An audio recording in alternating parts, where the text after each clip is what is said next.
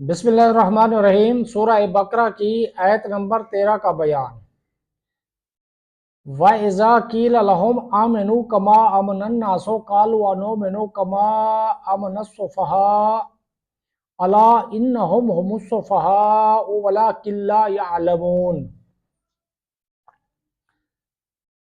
اور جب ان سے کہا جائے کہ تم اسی طرح ایمان لاؤ جیسے اور لوگ ایمان لائے تو کہتے ہیں کیا ہم بے وقوفوں کی طرح ایمان لائیں؟ سن لو، بے شک یہی لوگ بے وقوف ہیں مگر یہ جانتے نہیں۔ کما امن الناس، جیسے اور لوگ ایمان لائے۔ یہاں الناس سے صحابہ کرام رضی اللہ تعالی عنہم اور ان کے بعد ان کی کامل اتباع کرنے والے مراد ہیں۔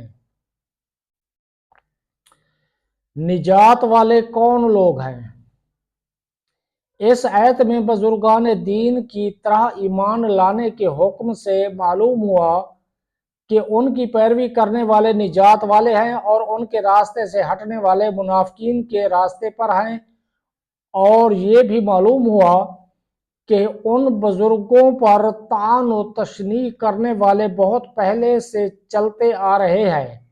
اس آیت کی روشنی میں صحابہ و ائمہ اور بزرگان دین رحمت اللہ تعالی علیہم کے متعلق اپنا طرز عمل دیکھ کر ہر کوئی اپنا راستہ سمجھ سکتا ہے کہ صحابہ کے راستے پر ہے یا منافقوں کے راستے پر۔ نیز علماء و صلحاء اور دیندار لوگوں کو چاہیے کہ وہ لوگوں کی بد زبانیوں سے بہت رنجیدہ نہ ہوں، بلکہ سمجھ لیں کہ یہ اہل باطل کا قدیم دستور ہے۔ نیز دینداروں کو بے وقوف یا دقیانوسی خیالات کرنے والے خود بے وقوف ہیں۔ صحابہ کرام کی بارگاہ الہی میں مقبولیت۔ اس آیت سے یہ بھی معلوم ہوا کہ تاجدار رسالت صلی اللہ تعالیٰ علیہ وآلہ وسلم کے صحابہ کرام رضی اللہ تعالیٰ عنہم اللہ تعالیٰ کی بارگاہ کے ایسے مقبول بندے ہیں کہ ان کی گستاخی کرنے والوں کو اللہ تعالیٰ نے خود جواب دیا ہے۔ صحابہ کرام رضی اللہ تعالیٰ عنہم کے بارے میں حضرت ابو سعید خدری رضی اللہ تعالیٰ عنہ سے روایت ہے، حضور پر نور صلی اللہ تعالیٰ علیہ وآلہ وسلم نے ارشاد فرمایا،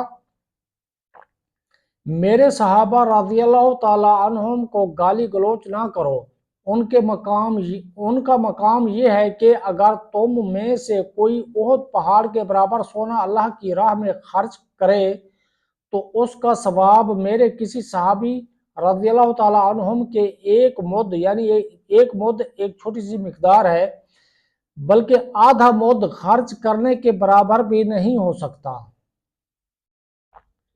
اور اللہ تعالیٰ کے اولیاء کے بارے میں حضرت ابو ہریرہ رضی اللہ تعالیٰ عنہ سے روایت ہے، حضور اقدس صلی اللہ تعالیٰ علیہ وآلہ وسلم فرماتے ہیں کہ اللہ تعالیٰ نے فرمایا، جو میرے کسی ولی سے دشمنی کرے اسے میں نے لڑائی کا اعلان دے دیا۔ اللہ تعالیٰ نے فرمایا، جو میرے کسی ولی سے دشمنی کرے اسے میں نے لڑائی کا اعلان دے دیا۔ اس سے ان لوگوں کو نصیحت حاصل کرنی چاہیے جو صحابہ کرام رضی اللہ تعالیٰ عنہم کی بے ادبی اور گستاخی کرتے ہیں اور اللہ تعالیٰ کے اولیاء کے بارے میں غلط عقائد و نظریات رکھتے ہیں۔